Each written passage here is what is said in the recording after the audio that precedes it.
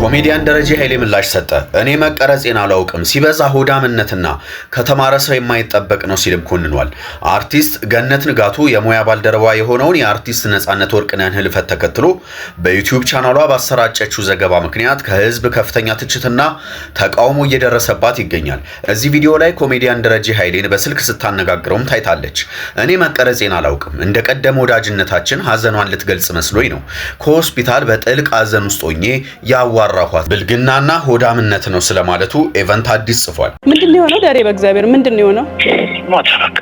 ምን ሆኖ ነው? ዳሬ በእግዚአብሔር ምን ሆኖ ነው? ሞት ነበር። ጉበት ፊቱ ያስታውቅ ነበር በጣም ማለት ተኝቶ ነበር ብዙ። ዳሬ ተኝቶ ነበር ብዙ። አይ ዛሬ ማውጣራ ሄዶ በእግሩ ሄዶ ሆስፒታል ሲያመው ደህና ነበር ማታ። ኧረ ጠዋትም ስራ ሊገባ አመመኝ። ከምር ነው ስራ ሊገባ? አዎ እንዴ አዎ ወጣሽ በኋላ ደውልልሻለሁ። እሺ ዳሬ በቃ እሺ ሶሪ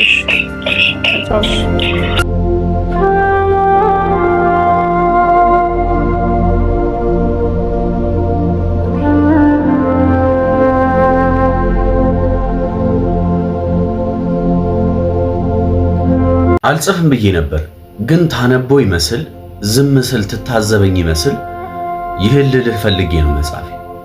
ነፂ፣ ምን ያህል እንደምንወድህ ምን ያህል እንደምናከብርህ በአንተ ሥራ ስንት የሐዘን ድባብ የወረሳቸው ፊቶች እንደፈኩ የተከደኑ ጥርሶች በፈገግታ እንደተከፈቱ አልነገርንም። አንተም ዋጋህን ያወቅከው አይመስለኝ።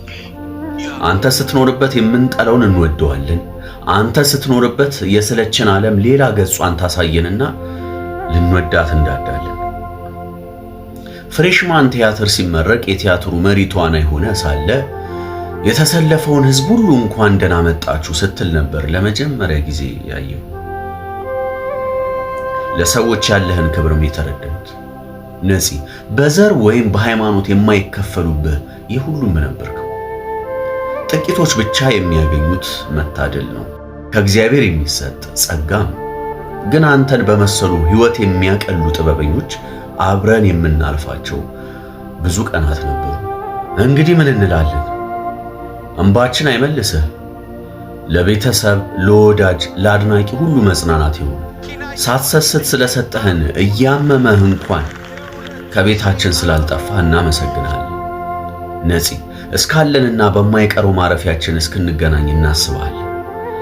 አንድ የቤተሰብ አባል ወይም አብሮ አደግ የተለየን ያህል ነው የደነገጥነው፣ ያዘንነው፣ ያለቀስነው። እንጃ ብቻ የዘመናችን መልክ ቆንጆ ትዝታችን በታሪክ ሰምተን ሳይሆን ዕድሜህን ስለተጋራን ደስ ይለናል። እግዚአብሔር ነፍስህን በአጸደ ገነት ያሳርፍልን። አይገርምም? ግን ነፂ አረፈ ብለን እያወራን እኮ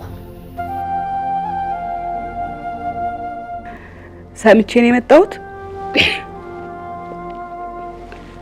በበርካታ ስራዎች የምናውቀው በኮሜዲ ስራዎቹ፣ በቁም ነገር የፊልም ስራዎቹ፣ በቴሌቪዥን የቤተሰብ ጨዋታ ፕሮግራም አዘጋጅነት ናሁ ቲቪ ላይም እንደዚሁ የቤተሰብ ጨዋታ ፕሮግራም ያዘጋጅ ነበረ።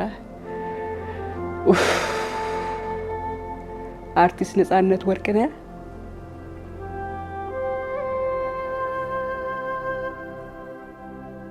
በድንገት ህይወቱን ማለፉን ሰምቼ ነው ቀረጻ ላይ ነበርኩ አቋርጬ ወደ እናንተ ይሄን ዜና ላስተላልፍ የመጣሁትና በጣም ነው የምናዝነው።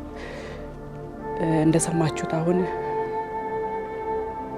ስራ ሊገባ ተነስቶ ነው በድንገት አሞኛል ብሎ ሆስፒታል ሄዶ ድንገት ያለፈው። ትናንትና ደህና ነበረ፣ ስራ ላይ ነበረ እንደተባለው ከሆነ። ታስታውሱ ከነበረ ከተወሰነ ጊዜ በፊት በጣም ታሞ ውጭ ሁሉ ሄዶ ሕክምና ያደረገ ነበር። አርጎ ተመልሶ ነበርና ሄዶ ሕክምና ያደረገ ባለበት ሰዓት በርካታ ሰዎች ሶሻል ሚዲያ ላይ ነጻነት ወርቅነህ አርፏል፣ ነፍስ ይማር እየተባለ በርካታ ዜናዎች የተሰሩ ነበርና በጣም ደንግጠን ነበር። ያው እንግዲህ የሶሻል ሚዲያ ጉዳይ ብዙ ጊዜ እንደዚህ ያው ስለሚያራግብ አንዳንድ የውሸት ዜናዎች ስላሉ ከዛ ደግሞ ራሱ ወጥቶም የራሱን ቅሬታ ተናግሯል። ያው እየሳቀ እሱ ቁም ነገርንም በሳቅ እያዋዛ እየቀለደ የሚያልፍ ሰው ነውና ቢያንስ ለቤተሰቤ ለልጆቼ ያስፈልጋል።